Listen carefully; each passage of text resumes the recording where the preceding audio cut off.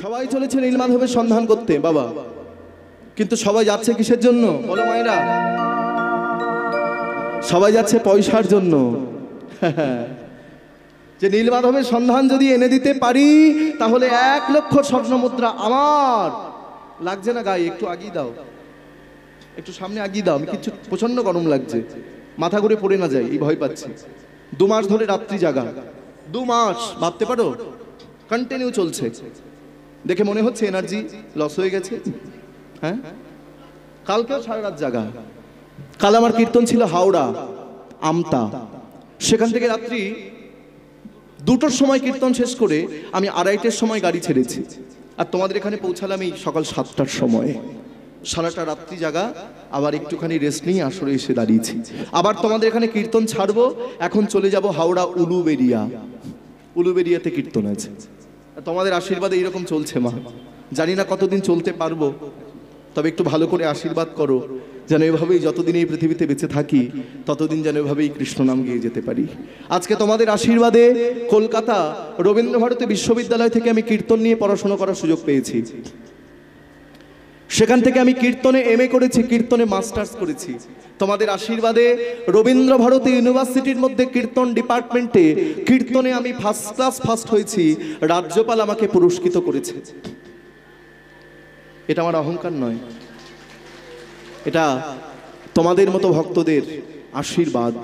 কারণ আমি জানি ভক্তের আশীর্বাদ যদি মাথার উপরে না থাকে, ভগবানের আশীর্বাদ যদি মাথার উপরে না থাকে, আমি পড়াশোনা করে আমার এমন রেজাল্ট হয়েছে, আমি চাকরি পেয়েছিলাম কিন্তু ছেড়ে দিয়েছি। কেন জানো? কারণ আমি যদি আজকে চাকরি করি আমাকে কজন চিনবে বলো মা? যদি চাকরি করতাম তাহলে তোমাদের মতো এত ভক্তের চরণধুলি কি পেতাম? যদি চাকরি করতাম তোমাদের মতো এত মায়েদের, এত বাবার ভালোবাসা কি পেতাম? বলো, জীবনে এর থেকে বড় প্রাপ্তি আর কি হতে পারে? এর থেকে বড় প্রাপ্তি আর কিছু নয়। আমার সঙ্গে শুধু আমি একা নয়, আমার বাবা মাও যায়, এই যে বসে আছে। আমার কীর্তন শিক্ষাগুরু আমার বাবা শ্রী সচিনন্দন সরকার, আর তার পাশে বসে আছে আমার মা জননী। আমার বাবা মা আমার সঙ্গে যায়। তা যাই হোক, তোমাদের আশীর্বাদে আজকে শুধু বাংলা নয়, আজকে শুধু ভারতবর্ষ নয়, আমি আউট অফ ইন্ডিয়াতেও কীর্তন করতে যাই। আমি গিয়েছিলাম লন্ডন, ইংল্যান্ড, আমাকে নিয়ে গিয়েছিল কীর্তন করানোর জন্য ইংল্যান্ডে। সেখানে আমি 1.5 মাস ছিলাম, যেখানে আমাদের মুখ্যমন্ত্রী মমতা বন্দ্যোপাধ্যায় গিয়েছে লন্ডন, ঠিক ওইখানে আমি গিয়েছিলাম। 1.5 মাস সেখানে আমি কাটিয়েছি। শুধু তাই নয়, সেখানে গিয়ে মানুষদের থেকে আমি এমন শিক্ষা পেয়েছি তোমরা অবাক হয়ে যাবে। তারা আমাদের থেকে অনেক উচ্চ শিক্ষিত। আমরা বাংলায় কথা বলি, তারা ইংরেজিতে কথা বলে। তাদের প্রধান ভাষা হচ্ছে ইংরেজি। আমরা যেমন বলি কি গো কেমন আছো, ওরা বলে হাউ আর ইউ। আমরা যেমন বলি ঠিক আছে, ওরা বলে ওকে। পুরোটা ইংলিশ, ইংরেজি ছাড়া কিচ্ছু চলবে না। কিন্তু সেখানকার মানুষেরা তারা হরে কৃষ্ণ বলতে পারছে না, বলছে হরে কৃষ্ণা। হরে রাম বলতে পারছে না, বলছে হরে রামা। কি অনুরাগ তাদের! তারা কীর্তনকে কত ভালোবাসে। তাদের কি দরকার ইংল্যান্ডের মতো জায়গায় কীর্তনের আয়োজন করা, কিন্তু তারা আজকে করছে। সেখানে গিয়ে একটা সাহেবের সঙ্গে আমার পরিচয় হয়েছিল। হ্যাঁ, সত্যি কথা। একটা বিশাল, আমার থেকে এই লম্বা, আমি এরকম করে দেখছি, বাপ রে বাপ, ফর্সা টুকটুকে, একদম কাঁচা সোনার মতো গায়ের রং। আমার কাছে এসে বলছে, গৌরগোপাল তুমি খুব সুন্দর কীর্তন করিয়াছ। আমি বলছি, বা আপনি বাংলা বলতে পারেন? বলে হ্যাঁ, বাংলা শিখিয়াছি, বাংলা শিখিয়াছি। বাংলা শিখলেন কেন? বাংলা বলিতে ভালো লাগে। বাংলায় যাইব, কলকাতায় যাইব, বাঙালি মেয়েকে বিবাহ করিব। শুনেছে বাঙালি মেয়েরা নাকি খুব ভালো হয়। আমি ভাবছি খুব ভালো। হ্যাঁ, ভালো মানে একদম। বলছে বাঙালি মেয়েকে ভালোবাসিব, বাঙালি মেয়েকে প্রেম করিব, হ্যাঁ, বাঙালি মেয়েকে বিবাহ করিব, আমার সঙ্গে ভজন করিবে, মোবাইলে কথা বলিবে না, আমার সঙ্গে ভজন করিবে। আমি মনে মনে ভাবছি কি জানো? আমি ভাবছি হ্যাঁ, বিবাহ করিয়া দেখো, বাপের নাম ভুলিয়া যাইবে। বিবাহ করিব, বিবাহ মানে কি বাবা? বিবাহ মানে মায়েরা জানো? বলবো, রাগ করবে না তো? বলছি কিন্তু। বি মানে হচ্ছে বিপদ, প্রথমেই বিপদ। বা মানে কি? বা মানে হচ্ছে বাড়ানো, আর হ মানে হচ্ছে হলো।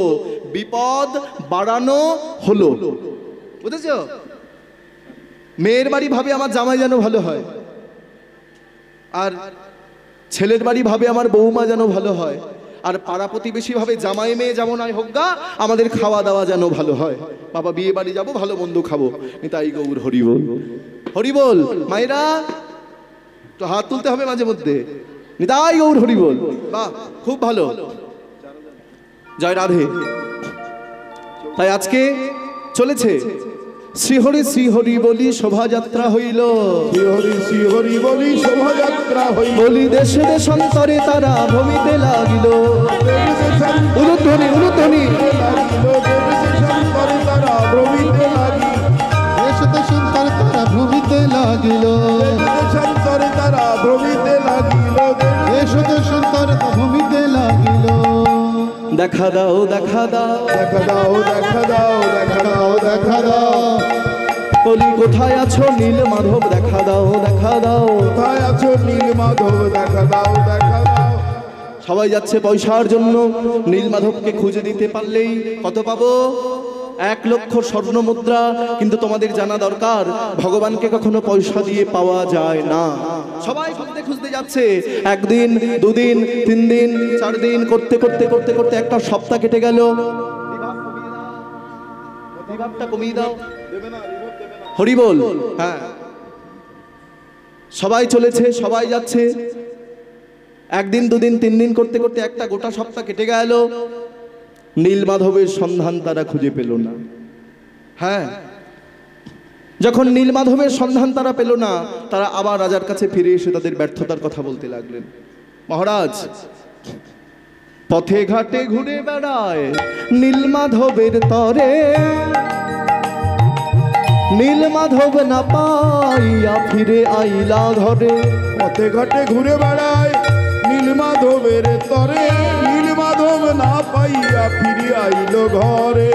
পথে ঘাটে ঘুরি বেলায় বেড়ায় ওই নীল মাধবের তরে, নীল মাধব না পাইয়া ফিরে আইল ঘরে। মহারাজ, মহারাজ, আপনার নীলমাধবের সন্ধান আমরা পেলাম না, ক্ষমা করুন ক্ষমা করুন ক্ষমা করুন মহারাজ, ক্ষমা করুন। ভেঙে পড়ল রাজা, চোখের জলে ভেসে যায়, চিৎকার করে নীলমাধব বলে ডেকে উঠল। আহার নিদ্রা ত্যাগ করলো, কিছু খায় না, ঘুমায় না, শুধু কাঁদে আর বলে, হে নীলমাধব, হে নীলমাধব, তুমি দেখা দাও দেখা দাও। তুমি আমাকে আদেশ দিয়েছ। ভক্তমণ্ডলী মায়েরা, রাজা ইন্দ্রদ্যুম্ন কি এমন সাধনা করেছিল বলো? রাজা ইন্দ্রদ্যুম্ন কি এমন তপস্যা করেছিল যে স্বয়ং ভগবান আজকে তাকে আদেশ দিচ্ছে? স্বয়ং ভগবান তাকে বলছে যে তুমি আমাকে জগন্নাথ রূপে প্রতিষ্ঠা করো। কে ইন্দ্রদ্যুম্ন? কে? এগুলো হচ্ছে তত্ত্ব, এগুলো জানতে হবে। এই রাজা ইন্দ্রদ্যুম্ন, ইনি আমাদের সত্যযুগেও বাবা একজন রাজা ছিলেন। সত্যযুগ, সত্য ত্রেতা দাপর কলি, তার সত্যযুগে তিনি রাজা ছিলেন। তখনও তার নাম ছিল রাজা ইন্দ্রদ্যুম্ন। এই রাজা ইন্দ্রদ্যুম্ন ইনি একদিন বাড়িতে বসে পূজা করছেন, আর এমন সময় একজন ঋষির নাম হচ্ছে অগস্ত্য ঋষি। সেই অগস্ত্য ঋষি রাজার কাছে এসে দাঁড়িয়েছে, আর রাজার কাছে দাঁড়িয়ে বলছেন, ভিক্ষাং দেহি ভিক্ষাং দেহি ভিক্ষাং দেহি। রাজা মনে মনে ভাবছে, আমি তো পুজো করছি, পুজোটা করে নিই তারপরে তাকে ভিক্ষা দেব। এই মনে মনে যেই ভাবছে, কিছুক্ষণ দাঁড়িয়ে থাকার পর মুনি অভিশাপ দিল যে তোমার কাছে এসে আমি ভিক্ষা চাইলাম, তুমি আমাকে ভিক্ষা না দিয়ে তুমি একা একা বসে বসে পুজো করছো, হাতির মতো বসে আছো। তোমাকে অভিশাপ দিচ্ছি, আগত জন্মে তুমি হাতি হয়ে জন্মগ্রহণ করবে।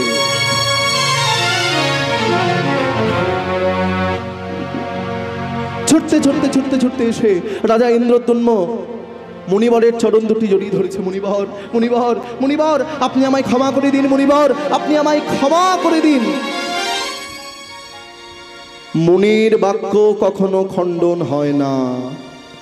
মুনি মুখ থেকে যদি একটা কথা বলে, সেটা ফলবে ফলবে ফলবে। তাই তোমার কর্মফল তোমাকে ভোগ করতেই হবে। রাজা বলছেন, মুনিবর আমি যে কর্ম করব সেই ফল আমাকে ভোগ করতেই হবে, এটা কেউ আটকাতে পারবে না। তাই আমি হাতি হব, তার জন্য আমার কোনো দুঃখ নেই। কিন্তু মুনিবর, আপনার চরণে আমার প্রার্থনা, আমি যেন হাতি হয়েও কৃষ্ণ নাম গাইতে পারি। আমি যেন হাতি হয়েও কৃষ্ণ ভক্ত হতে পারি। বুঝতে পারছো মা? আমি হাতি হব, আমার দুঃখ নেই, তবে আমি যেন কৃষ্ণ নাম গাইতে পারি। এইবার কি হলো, ওই মুনির বাক্য খণ্ডন হয় না মুনির অভিশাপের জন্য পরের জন্মে সেই রাজা ইন্দ্রদ্যুম্ন তিনি হাতি হয়ে জন্মগ্রহণ করলেন বাবা। কিন্তু অন্য সব হাতির থেকে সে কিন্তু একটু আলাদা। কোনো হাতি কৃষ্ণ নাম করে না, কিন্তু সেই ইন্দ্রদ্যুম্ন রূপী হাতি সে কিন্তু কৃষ্ণ নাম করে। তা একদিন ওই হাতির দলের সঙ্গে ওই ইন্দ্রদ্যুম্ন রূপী হাতি সে যখন জঙ্গল দিয়ে যাচ্ছে, খুব মন দিয়ে শুনবে, অন্যদিকে মন দিলে কিন্তু গুলিয়ে যাবে, আর পরে বলবে কীর্তন ভালো হয়নি, কীর্তনিয়ে ভালো গাইতে পারলো নি গো, জমাইতে পারলো নি। কীর্তনিয়া ভালো গায়, ভগবানের নাম কখনো খারাপ হয় না, আমরা মন দিয়ে শুনি না বলে বলি ভালো হয়নি। নিতাই গৌর হরি বল। তাই ইন্দ্রদ্যুম্ন রূপী হাতি যখন হাতির দলের সঙ্গে যাচ্ছে, আর যেতে যেতে দেখছে জঙ্গলের মধ্যে একটা কুমির হা করে ঘুমাচ্ছে। তা বলে, হ্যাঁ রে ভাই, ও কুমির আবার হা করে ঘুমাচ্ছে কেন? এই এই এই কুমির হা করে ঘুমাচ্ছে কেন? বলে, কিছু একটা ব্যাপার আছে, আমি যাবো ওর কাছে। অন্য হাতিরা বলে, ভাই তুই যাস না, যাস না, কুমির শয়তান হয়, ও কিন্তু খেয়ে ফেলবে। না না না না, একটু যাই না। সেই ইন্দ্রদ্যুম্ন রূপী হাতি ওই কুমিরটার কাছে গিয়ে বলে, ও কুমির ভাই, কুমির ভাই, তুমি হা করে ঘুমাচ্ছ কেন? তখন কুমির বলছে, জানো তো আমি খুব অসুস্থ, পাশে তো কোনো নদী নেই, তা আমি নদীতে যেতে পারছি না, হাঁটতে পারছি না। তখন হাতি বলছে, পাশেই তো নর্মদা নদী আছে, তাহলে একটি কাজ করো, তুমি আমার পিঠের উপরে ওঠো, আমি তোমাকে নদীতে ছেড়ে দিয়ে আসি। বাহ, তাহলে তো খুব ভালোই হয়, ওঠো ওঠো, আমার পিঠের উপরে ওঠো ওঠো, তোমার মনে কোনো শয়তানি মতলব নেই তো? বলে, আমি এমনি অসুস্থ হয়ে পড়ে আছি, আবার শয়তানি মতলব কি আছে? আরে ওঠো, তাহলে পিঠে ওঠো, তোমাকে নদীর পাশে ছেড়ে দিয়ে আসি। এইবার হাতির পিঠে কুমির উঠেছে, আর হাতি কি করেছে, ওই নদীর পাশে গিয়ে বলে, ও কুমির ভাই, এই যে নদী এসে গেছে, এইবার তুমি নেমে যাও। নদী এসে গেছে, নেমে যাও। কুমির বলে, ভাই আমি তো অসুস্থ, তুমি আমাকে আরেকটু দূরে ছাড়ো। এইবার হাতি কি করেছে, হাঁটু পর্যন্ত জলে নেমে বলে, কুমির ভাই আমি হাঁটু পর্যন্ত জলে নেমে এসেছি, এইবার তুমি নেমে যাও। কুমির বলে, ভাই তুমি যদি আরেকটু দূরে আমাকে দিয়ে এসো। এইবার হাতি কি করেছে, গলা পর্যন্ত জলে নেমে বলছে, কুমির ভাই এইবার তুমি নেমে যাও। কুমির কি করেছে, হাতির পিঠ থেকে নেমেই হাতির পা কামড়ে ধরেছে, আর পা কামড়ে ধরে এবার জলের মধ্যে টানতে শুরু করেছে। তখন হাতি চিৎকার করে বলছে, একই একই, আমি তোমায় উপকার করলাম, আর তুমি আমাকে জলের মধ্যে টানতে শুরু করেছো। কুমির তো কোনো কথা শোনে না, যখন হাতিকে টানছে, আস্তে, ডাঙায় কার শক্তি বেশি বাবা? হাতি। আর জলে কার শক্তি বেশি? কুমির। হাতি তো পেরে উঠছে না, অত বড় পালোয়ান হাতি, সে কিন্তু পেরে উঠছে না।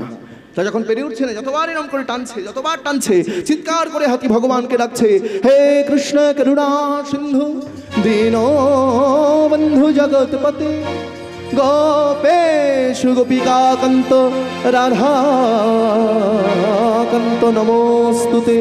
যেই ভগবান কৃষ্ণকে ডাকছে, এমন সময় লক্ষ্মী দেবী ভগবান কৃষ্ণকে বলছে, ভগবান তোমার ভক্ত কষ্ট পাচ্ছে, আর তুমি বসে আছো, যাও ভক্তকে উদ্ধার করো। লক্ষ্মী দেবীকে সঙ্গে করে নিয়ে ভগবান কৃষ্ণ আজকে এসে দাঁড়িয়েছে কোথায়? এসে দাঁড়িয়েছে হাতির কাছে। আর হাতির কাছে দাঁড়িয়ে সুদর্শন চক্র দিয়ে ওই কুমিরের মুন্ড ছেদ করে দিল। কুমিরকে ভগবান মেরে ফেললো, কিন্তু লক্ষ্মী দেবী দেখছে যে কুমিরকে ভগবান কৃষ্ণ মেরে ফেললো, সেই কুমির পুষ্পরথে চেপে বৈকুণ্ঠ ধামে চলে যাচ্ছে। মায়েরা খুব ভালো করে বুঝবে, কুমির পুষ্পরথে চেপে বৈকুণ্ঠ ধামে চলে যাচ্ছে। তখন লক্ষ্মী দেবী বলছে, ভগবান এ তোমার কেমন বিচার? হ্যাঁ, এ তোমার কেমন বিচার? যে হাতি কুমিরের এত উপকার করলো, সেই কুমির হাতির পা ধরে জলে টানছে খাবে বলে, আর তুমি সেই কুমিরকে মারলে ঠিকই, কিন্তু তাকে পুষ্পরথে চাপিয়ে বৈকুণ্ঠ ধামে নিয়ে যাচ্ছ কেন? তখন ভগবান বলছে, লক্ষ্মী আমার বিচারটা খুব সূক্ষ্ম বিচার, তুমি বুঝতে পারছো না আমি কেন কুমিরকে পুষ্পরথে চাপিয়ে বৈকুণ্ঠ ধামে নিয়ে যাচ্ছি? বলে, না ভগবান আমি তো বুঝতে পারছি না। আচ্ছা লক্ষ্মী বলো দেখিনি, ওই কুমির হাতির কোথায় ধরেছে? কুমির হাতির কোথায় ধরেছে? জোরে বলো। বলে পায়ে ধরেছে। বলে লক্ষ্মী, যেজন আমার ভক্তের চরণ ধরে তাকে সবার আগে উদ্ধার করি, সবার আগে উদ্ধার করি, তাকে সবার আগে উদ্ধার করি, তাকে সবার আগে উদ্ধার করি। বলি যেজন ভক্তের চরণে ধরে আমি ভক্ত বড় ভালোবাসি। বলি যেজন আমি ভক্ত বড় ভালোবাসি, যেজন ভক্তের চরণ, আমি ভক্ত বড় ভালোবাসি, যেজন ভক্তের চরণ, আমি ভক্ত বড় ভালোবাসি, যেজন ভক্তের চরণ, আমি ভক্ত বড় ভালোবাসি, যেজন ভক্তের চরণ, আমি সবার আগে উদ্ধার করি।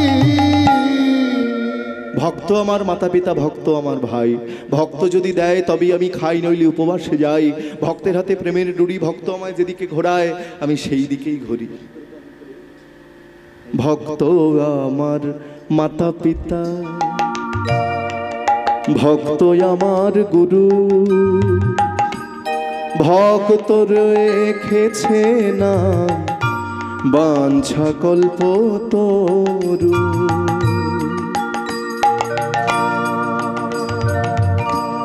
ভক্ত রেখেছে নাম বাঞ্ছা কল্পতরু। ভক্ত আমার মাতা পিতা,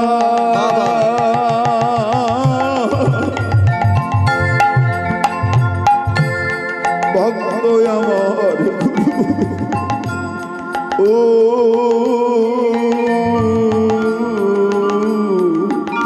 আর ভক্তে রেখেছে না বাঞ্ছা কল্পতরু। ভক্ত আমার মাতা পিতা, ভক্ত আমার ভাই। ভক্ত যদি দয়া তবে আমি খাই। ওরে ভক্ত আমার মাতা পিতা, ভক্ত আমার ভাই, ভক্ত যদি দেয় আমারে তবে আমি খাই। ভক্তের হাতে প্রেমের ডুরি, যেদিকে ঘোরায় সেদিকে ঘুরি। আমি ভক্ত বড় ভালোবাসি, ভক্ত বড় ভালো বলি আজ বলি না আস্তে। নিম পাতা থেকে যেমন তিতটাকে আলাদা করা যায় না,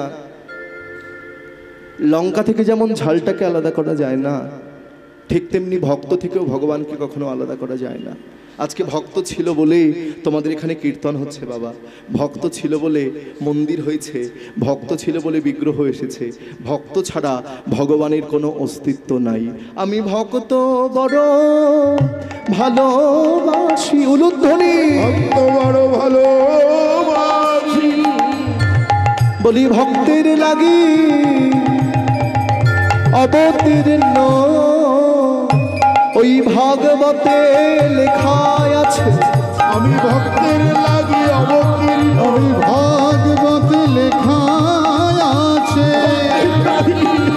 দেখো ভাগবত লেখা আমি আছে, ভক্তের লাগি অবতীর্ণ, বলে ভাগবত লেখা আছে, ভক্তের লাগি অবতীর্ণ, দেখো ভাগবত লেখা আছে। ভক্তের লাগি অবতীর্ণ। আমি ভক্ত বড় ভালোবাসি, ভক্ত রেখেছে না বাঞ্ছা কল্পতরু, বলি ভক্ত রেখেছে না বাঞ্ছা কল্পতরু। গীতায় ভগবান বলছেন, আদিত্যগণের মধ্যে আমি বিষ্ণু, জ্যোতিষ্কের মধ্যে আমি তপন, মরুদ্গণের মধ্যে আমি মরিচি, বসুগণের মধ্যে আমি অনল, রুদ্রগণের মধ্যে আমি শিব, ইন্দ্রিয়গণের মধ্যে আমি মন। পুরোহিতগণের মধ্যে আমি বৃহস্পতি, ধেনুর মধ্যে আমি কামধেনু, জলাশয়ের মধ্যে আমি রত্নাকর, সেনানির মধ্যে আমি কার্তিক, নদীর মধ্যে আমি জাহ্নবী, পশুগণের মধ্যে আমি সিংহ, বেগগামীর মধ্যে আমি বাতাস, আর ভক্তের মধ্যে আমি প্রহ্লাদ। তুমি বেদ, তুমি বিধি, তুমি মহেশ্বর, তুমি যাগ, তুমি যজ্ঞ, তুমি যজ্ঞেশ্বর, তুমি ধর্ম, তুমি কর্ম, তুমি হে অনন্ত। গোলকেতে বিষ্ণু, তুমি পাতালে অনন্ত। তুমি ইন্দ্র, তুমি চন্দ্র, তুমি দিবাকর, তুমি পবন, তুমি সমন, তুমি রত্নাকর, তুমি সর্প, তুমি দর্প, তুমি দর্পহারি, তুমি যজ্ঞ, তুমি রক্ষ, তুমি বনের হরি, তুমি অরুণ, তুমি বরুণ, তুমি খগপতি, তুমি তীর্থ, তুমি নিত্য, তুমি বসুমতী, তুমি জল, তুমি নির্মল, তুমি হে পর্বত, তুমি বৃক্ষ, তুমি পক্ষ, তুমি ঐরাবত। ভক্তের ভগবান তুমি শ্রীমধুসূদন। পুরাতে বাসনা মম এই নিবেদন, পরমাণুতুল্য সূক্ষ্ম, হিংস্রতুল্য মূর্খ, ভিক্ষাতুল্য দুঃখ, সাধনতুল্য কর্ম, মানবতুল্য জন্ম, দয়াতুল্য ধর্ম, মহেন্দ্রতুল্য যোগ, কুষ্ঠতুল্য রোগ, স্বর্গতুল্য ভোগ, বরতুল্য ছায়া, সন্তানতুল্য মায়া, কার্তিকতুল্য কায়া, দৈবতুল্য বল, আম্রতুল্য ফল, গঙ্গারতুল্য জল, পূর্ণিমাতুল্য রাতি, ব্রাহ্মণতুল্য জাতি, অগ্রহায়ণতুল্য মাস, দুর্বাতুল্য ঘাস, বাসুকীতুল্য ফণি, কোকিলতুল্য ধ্বনি, মৃদঙ্গতুল্য বাদ্য, ঘৃততুল্য খাদ্য, সর্বস্বতুল্য পণ, বিদ্যাতুল্য ধন, উদ্ধারতুল্য জয়, মরণতুল্য ভয়, গোলকতুল্য ধাম, তেমনি মধুর কীর্তন হরিনাম। জয় রাধা রমণ হরি বল। মাঝে মধ্যে একটু তোলো, হাত তোলো, যতক্ষণ থাকি একটু কষ্ট দিয়ে যাই। হাত কোথায়? হাত এনেছো বাড়ির থেকে? আছে? যাদের হাত আছে তারাই তুলবে, যাদের হাত নেই তুলতে হবে না। আর একটা কথা বলবো, বলছি কিন্তু, যারা হাত না তুলবে তাদের বগলে ফোড়া হবে। তোলো সবাই, বাহ। জয় রাধা। আস্তে। আচ্ছা মায়েরা, তোমাদের সুগার টুগার আছে নাকি? আছে? সুগার নেই? তুমি তো লক্ষ্মী মায়েরা, তোমাদের সুগার কি করে হবে? এখন তো ঘরে ঘরে সুগার। আমার বাবারও সুগার আছে। আমার বাবা কীর্তন, যেখানে কীর্তন করতে যায়, বলে শোনেন দিদি, আমাকে চিনি ছাড়া চা দেবেন, কিন্তু রসগোল্লা দিয়ে খেয়ে নেয়। চিনি ছাড়া চা বা রসগোল্লা। আচ্ছা, এখানে যদি কারো সুগার টুগার থাকে, আমি দুটো ব্যায়াম শিখিয়ে দিচ্ছি, আর জীবনেও সুগার হবে না। দেবো? যদি বলো দিতে পারি। রাগ করবে না তো? দিচ্ছি কিন্তু। আমার দিকে তাকাও। প্রথম ব্যায়াম, সুগারের প্রথম ব্যায়াম। তোমার সামনে যখন রসগোল্লা আসবে, তোমার সামনে যখন সন্দেশ আসবে, তারপর তোমার সামনে যখন আলুর দম ভাত আসবে, তখন এই ব্যায়াম করবে। এই যে সুগারের ব্যায়াম, দেখে নাও।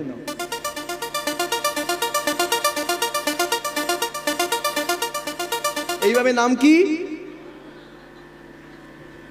খাবো না। পরের ব্যায়াম কি? তোমার সামনে যখন চিনি ছাড়া চা আসবে, সুগার ফ্রি বিস্কুট আসবে, রুটি আসবে, রুটি রুটি রুটি, তখন এই ব্যায়াম করবে। এই যে এই ব্যায়ামের নাম কি? হ্যাঁ, খাবো। খাবো। উল্টো ব্যায়াম যদি করেছো, আর সামনে রসগোল্লা এসেছে, তখন যদি বলো, তাহলে কি হবে?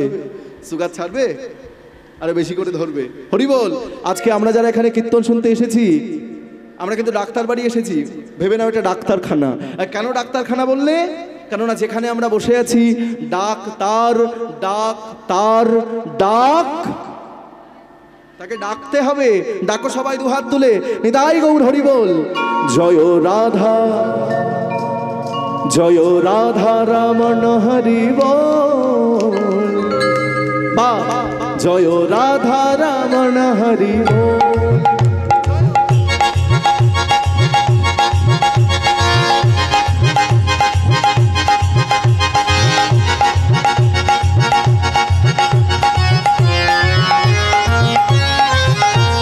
রাধা রাধা রাধা রাধা রাধা রাধা রমণ হরি বল।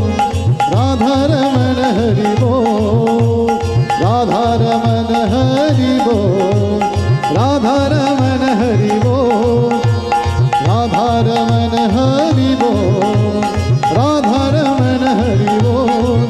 হরি বল হরি বল হরি বল হরি বল। বল হরি বল হরি বল হরি বল। রাধা রাধা রাধা রাধা রাধা রাধা রমণ হরি বল রাধা রমণ হরি বল জয় রাধা রমণ হরি বল রাধা রমণ হরি বল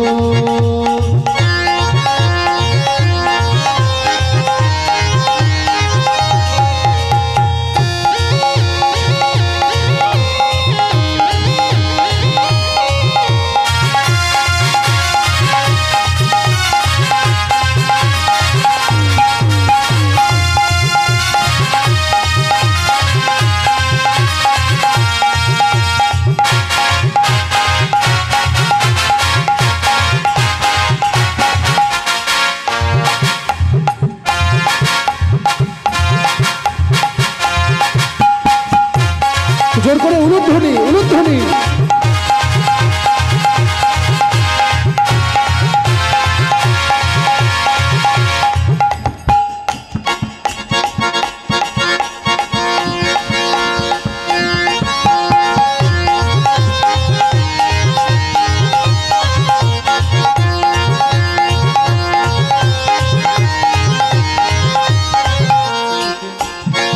हरि बोल हरि बोल हरि बोल रे हरि बोल हरि बोल हरि बोल रे हरि बोल हरि बोल हरि बोल रे हरि बोल हरि बोल हरि बोल रे राधा राधा राधा राधा राधा राधा राधा राधा राधा रमण हरि बोल राधा रमण हरि बोल राधा रमण हरि बोल राधा रमण हरि बोल। किसी ने पूछा तेरा बच्चा बड़ा कितना है, किसी ने पूछा तेरा बेकार कितना है, किसी ने पूछा तेरा बच्चा बड़ा कितना है, किसी ने पूछा तेरा बेकार कितना है, किसी ने पूछा तेरा बच्चा बड़ा कितना है, किसी ने पूछा तेरा बेकार कितना है, किसी ने पूछा तेरा बच्चा बड़ा कितना है, किसी ने पूछा तेरा व्यापार कितना है। রাস্তা দিয়ে হাঁটতে হাঁটতে যাচ্ছে, সবাই জিজ্ঞাসা করবে এই কিরে, এই এই এই এই এই শোন শোন শোন শোন কিরে, ঠিকঠাক তো, ছেলে মেয়ে ভালো আছে তো বাবা? বাহ, খুব ভালো। আচ্ছা এই এই পয়সা ব্যবসা বাণিজ্য ঠিক আছে তো? বাহ বাহ। লেকিন কিসি নে কভি ভি নেহি পুছা, কিন্তু কেউ কোনোদিন জিজ্ঞাসা করে না তেরা ঈশ্বর কি প্রেম, তেরা ভগবান কি প্রেম বাহ कितना है। हाथ তোলো। जय राधा रमण हरि बोल, राधा रमण हरि बोल राधा रमण हरि बोल बोल बोल राधा रमण हरि बोल राधा रमण हरि बोल। हरि बोल हरि बोल हरि बोल रे, हरि बोल हरि बोल हरि बोल रे, हरि बोल हरि बोल हरि बोल रे। जय राधा रमण हरि बोल राधा रमण हरि बोल, जय राधा रमण हरि बोल, जय राधा रमण हरि बोल, जय राधा रमण हरि बोल। राधा रानी की বাহ, হরি বল। আচ্ছা মায়েরা, এইবার কি হলো দেখে নাও। জয় নিতাই গৌর হরি বল, রাধে শ্যাম হরি বল। রাজা ইন্দ্রদ্যুম্ন ভেঙে পড়লো, হরি বল। আচ্ছা ওই জায়গাটা বলতে আমি ভুলে গিয়েছি, কথা বলতে বলতে কোথায় চলে গিয়েছি মনে আছে তো তোমাদের? যে সেই কুমিরকে পাঠিয়ে দিল ভগবান পুষ্পরথে চাপিয়ে বৈকুণ্ঠ ধামে, কারণ ওই কুমির হাতির পায়ে ধরেছিল বলে যেজন আমার ভক্তের চরণ আগে ধরে আমি তাকে সবার আগে উদ্ধার করি, কেননা আমি ভক্ত বড় ভালোবাসি। আর হাতিকে বলে, হাতি তুমি চিন্তা করো না, আগত আগত কলিযুগে তুমি হবে, তোমার নাম হবে রাজা ইন্দ্রদ্যুম্ন, আর সেই দিন আমি তোমার হাত ধরেই পুরীধামে জগন্নাথ রূপে প্রতিষ্ঠা পাব। হরি বল। এইবার রাজা ইন্দ্রদ্যুম্ন তিনি আজকে ভেঙে পড়েছেন যে কি করে আমি আমার নীলমাধবকে সন্ধান করব। এমন সময় এসে দাঁড়িয়েছেন রাজা ইন্দ্রদ্যুম্নের জামাই। রাজা ইন্দ্রদ্যুম্নের মাত্র একটি মেয়ে ছিল বাবা, আর ওই মেয়ের সঙ্গে যার বিয়ে হলো তার নাম হচ্ছে বিদ্যাপতি। এই বিদ্যাপতি হচ্ছে রাজা ইন্দ্রদ্যুম্নের জামাই। আবার বিদ্যাপতি মানে তোমরা ভেবে নিও না যে আমাদের বৈষ্ণব পদাবলী সাহিত্যে একজন বিদ্যাপতি আছে যিনি পদ লিখেছে, সেই বিদ্যাপতি নয়। ওই বিদ্যাপতি আর এই বিদ্যাপতি অনেক আলাদা। এই বিদ্যাপতি হচ্ছে রাজা ইন্দ্রদ্যুম্নের একমাত্র জামাই। রাজা ইন্দ্রদ্যুম্নের 18টা ছেলে ছিল। এইবার বলে দিচ্ছি, শুনে নাও। রাজা ইন্দ্রদ্যুম্নের 18টা ছেলে ছিল বাবা, কিন্তু ওই 18টা ছেলের মধ্যে 18টা ছেলের মধ্যে রাজা ইন্দ্রদ্যুম্ন তিনি দেখলেন যে ছেলের মধ্যে জগন্নাথের সম্পত্তি নিয়ে ভাগাভাগি শুরু হয়ে গেল। এক ছেলে বলছে জগন্নাথের সম্পত্তি আমি নেব, আর এক ছেলে বলছে জগন্নাথের সম্পত্তি আমি নেব। এই বলে 18টা ছেলের মধ্যে যখন গন্ডগোল শুরু হয়ে গেছে, রানী গুন্ডিচা দেবী বলছেন, মহারাজ আমি 18টা ছেলে চাই না, আমি আমার জগন্নাথকে চাই। যেখান থেকে পারেন, যেমন ভাবে পারেন, আজকে রাত্রিবেলায় আমার 18টা ছেলেকে হত্যা করেন।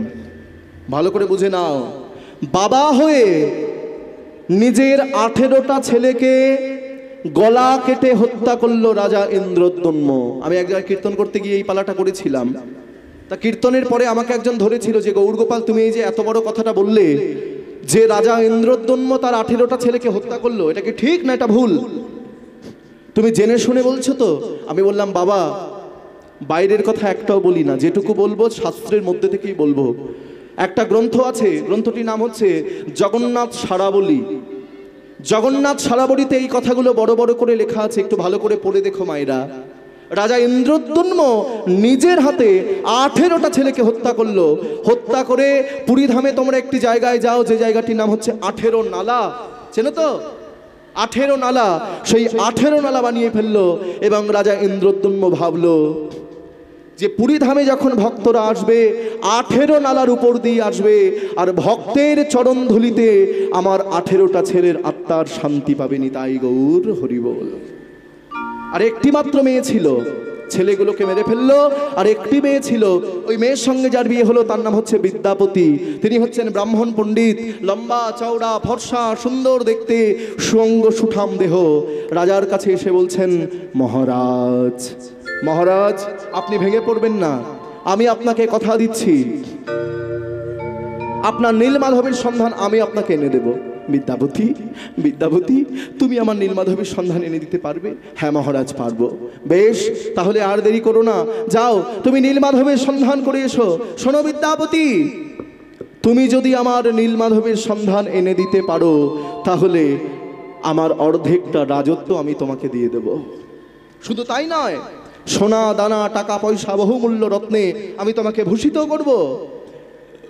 ও মায়েরা, বিদ্যাপতি বলছেন, মহারাজ আমি যদি নীলমাধবের সন্ধান এনে দিতে পারি তার বিনিময়ে আমার সম্পত্তিও চাই না, সোনা দানা টাকা পয়সা চাই না। তখন রাজা ইন্দ্রদ্যুম্ন বলছে, কিছুই যখন চাও না তাহলে কিসের জন্য তুমি নীলমাধবের সন্ধান করতে যাবে? তোমার কি দরকার? আমার জন্য তুমি না খেয়ে না ঘুমিয়ে দিনের পর দিন রাতের পর রাত তুমি নীলমাধবের সন্ধান করবে, তোমার লাভটা কি হবে? বিদ্যাপতি বলছে, মহারাজ আপনার থেকেও আমার বেশি লাভ হবে। বলে, আমার থেকেও তোমার বেশি লাভ হবে? কি লাভ হবে? বলে, মহারাজ আমি সবার আগে দর্শন পাবো, সবার আগে দর্শন পাবো, আমি সবার আগে দর্শন পাবো, আমি সবার আগে দর্শন পাবো, আমার মানব জন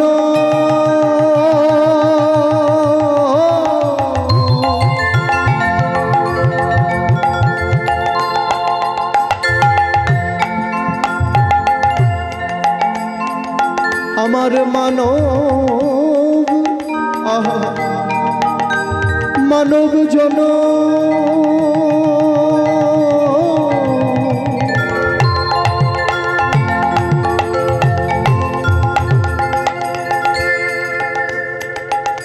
ধন্য হবে, আমি সবার আগে দর্শন পাবো, আমার মানব জনম ধন্য, আমি সবার আগে দর্শন পাবো, আমার মানব জনম ধন্য, আমি সবার আগে দর্শন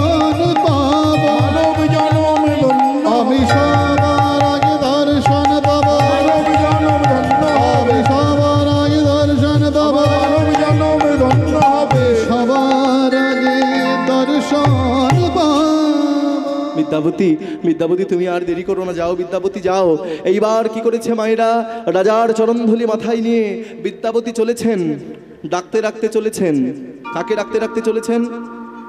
ভগবানকে ডাকতে ডাকতে চলেছেন বিদ্যাপতি। কত পথ, কত নদী, কত পাহাড়, কত জঙ্গল পেরিয়ে বিদ্যাপতি চলে যাচ্ছেন। জীবনে মরণে জীবের, জীবনে আহা, জীবনে মরণে জীবের গতি নাহিব, যুগল কিশোর রাধা কৃষ্ণ প্রাণ মোর, যুগল কিশোর। ওই জীবনে, ওই জীবনে, জীবনে মরণে জীবে হতে নাহি যুগল রাধা কৃষ্ণ প্রণম, যুগল কিশোর কিশোর, রাধা কৃষ্ণ প্রণম, যুগল কিশোর। কালিন্দির কুলে খেলি তমালে রব, রতন বেদির পরে বসাব দুজন। ওই কালিন্দির কুলে কেলি কমল রব, রতন বেদির পরে বসব দুজন। কালিন্দির কুলে খেলি তমালে রব, রতন বেদির পরে বসাব দুজন। ওই কালিন্দির কুলে কেলি কমলের রতন বেদির পরে বসব দুজন। শ্যামগৌরী অঙ্গে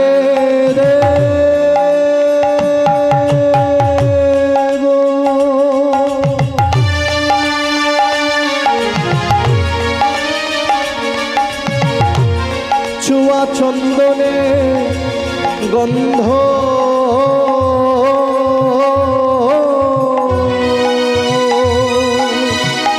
চামর ঢোলাব সদা হেরব মুখ চন্দ। ওই শ্যাম ভরি অঙ্গে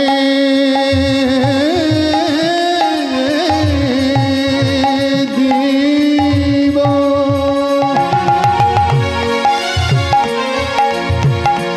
চুয়া চন্দনের গন্ধ,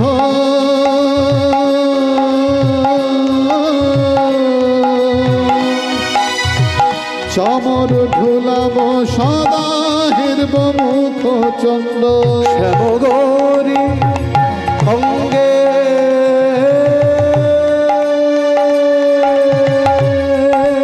দিব,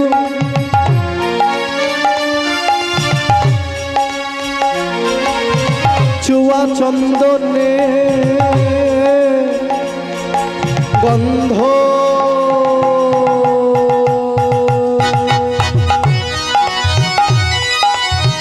চামর ঢোলাব সদা হেরব মুখ চন্দ।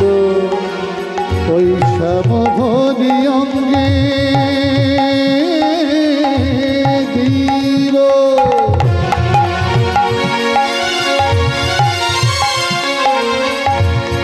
চুয়া চন্দনের গন্ধ,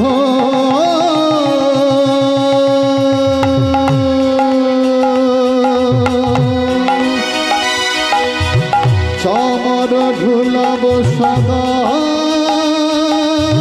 হেরব মুখ চন্দ। গাথিয়া মালতীর মালা, ওই গাথিয়া মালতীর মালা, গাথিয়া মালতীর মালা, গাথিয়া মালতীর মালা, দেব দোহার আমরা গাথিয়া মালতীর মালা দেব তোমার গলে। অধরে তুলিয়া দেব কর্পূর তম্বুল অধরে তুলিয়া দেব কর্পূর তম্বুল। শ্রীকৃষ্ণ চৈতন্য প্রভু দাস অনুদাস শ্রীকৃষ্ণ চৈতন্য প্রভু দাস অনুদাস। সেবায় অভিলাষে মাগে নরোত্তম দাস সেবায় বিলাস মাগে নরোত্তম দাস। সেবায় অভিলাষে মাগে নরোত্তম দাস নরোত্তম দাস নরোত্তম দাস নর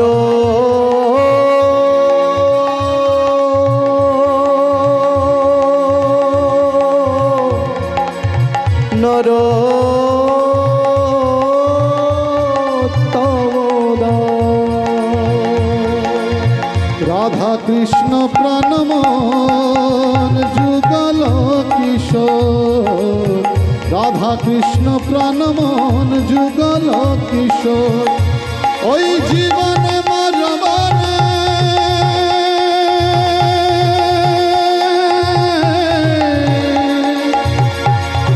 জীবনে মরণে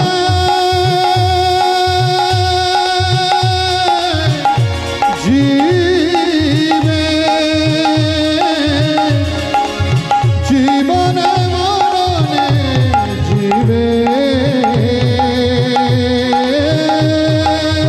গতি নাহি মোর। রাধা কৃষ্ণ প্রাণমন যুগল কিশোর। রাধা কৃষ্ণ প্রাণমন যুগল কিশোর। দেখতে দেখতে একটা গোটা সপ্তাহ কেটে গেল। 11 দিন 12 দিন 13 দিন 14 দিন, দুটো সপ্তাহ কেটে যাওয়ার পর বিদ্যাবতী কিছু খায় না, ঘুমায় না, নীলমাধব করতে করতে গভীর জঙ্গলে প্রবেশ করেছে বাবা। আর গভীর জঙ্গলে প্রবেশ করে সন্ধ্যাবেলায় বিদ্যাবতী জঙ্গলের মধ্যে ঢলে পড়ল। চোখ দুটো বন্ধ হয়ে যাচ্ছে, নয়ন জলে ভেসে যাচ্ছে নীলমাধব। আর মনে হয় তোমার সঙ্গে আমার দেখা হবে না। আজকের রাত্রিটাই মনে হয় আমার জীবনের শেষ রাত্রি। কালকে সকালের সূর্যটা মনে হয় আমি আর দেখতে পাবো না। এই মনে মনে ভাবছে বাবা। আর ভাবতে ভাবতেই বিদ্যাবতী দেখছে দূর থেকে দূরে দেখছে একটা প্রদীপের আলো জ্বলছে। হ্যাঁ, এই গভীর জঙ্গলের মধ্যে প্রদীপের আলো। হ্যাঁ, তাহলে নিশ্চয়ই ওখানে কেউ প্রদীপ জ্বালিয়েছে, না হলে এমনি এমনি তো প্রদীপ জ্বলেনি। তাহলে কি ওই প্রদীপের আলোটাই আমার আশার প্রদীপ। প্রদীপের আলোকে লক্ষ্য করে বিদ্যাবতী উঠে দাঁড়িয়েছে। শক্তি দাও, শক্তি দাও ভগবান, আমাকে শক্তি দাও। এক পা দুপা করতে করতে প্রদীপের আলোকে লক্ষ্য করে বিদ্যাবতী যাচ্ছে। এইবার যেতে যেতে যেই প্রদীপের আলোর কাছে এসে দাঁড়িয়েছে, দেখছে জঙ্গলের মধ্যে একটা পর্ণকুটির। আর ওই পর্ণকুটিরের মধ্যে একজন রমণী সন্ধ্যাবেলায় তুলসীকে প্রদীপ দান করছেন। মায়েরা তোমরা করো তো সন্ধ্যাবেলায়? শোনো, তুলসীকে প্রদীপ দান করবে প্রতিদিন সন্ধ্যাবেলা। শুধু তাই নয়, তুলসী হচ্ছে ভক্তি দেবী। তুলসী যদি আমাদের ভক্তি না দেয় তাহলে ভগবানের প্রতি আমাদের ভক্তি আসবে না। বলো তুলসী মহারানী কি, বলো ভক্তি দেবী কি। হরি বল। ভগবানকে তুমি ভোগ দিয়েছো, 56 ব্যঞ্জনের ভোগ রান্না করে দিয়েছো, তার উপরে যদি একটা তুলসীর পত্র না দাও তাহলে সেই ভোগ কি ভগবানের সেবায় লাগবে? তাহলে আমরা সবাই মিলে একটু গাইবো তুলসী বন্দনা। হ্যাঁ, সেই রমণী গাইছে নমো নমো তুলসী কৃষ্ণ প্রেয়সী নমো নমো। গাও, সবাই গাও। ও তুলসী কৃষ্ণ প্রেয়সী নমো নমো। আমি রাধা